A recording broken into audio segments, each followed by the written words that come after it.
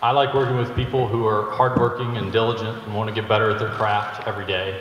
That would be important. I think player development would be important to me, and I think it's critical in today's NBA that coaches be willing to invest in that and understand just how critical it can be.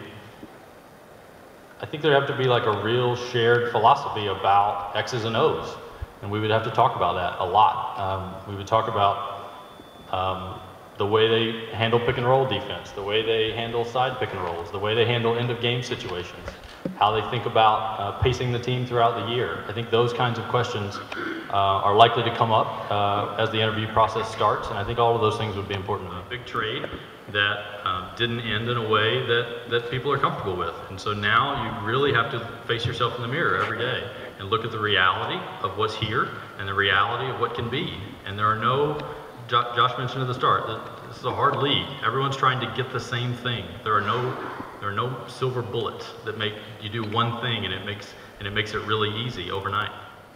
From afar, we were obviously, I was at another team at the time, we were obviously involved in those discussions as well. Right? Anytime a young,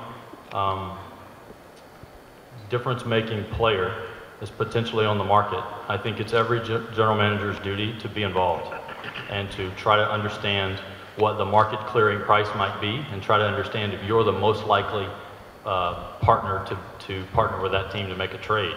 That included me, that included our staff and people I worked with.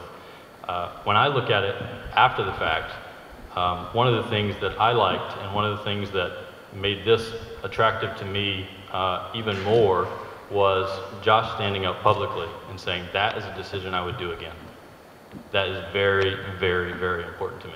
We talk a lot about process, not outcome, and about trying to consistently take all the best information you can and make consistently good decisions.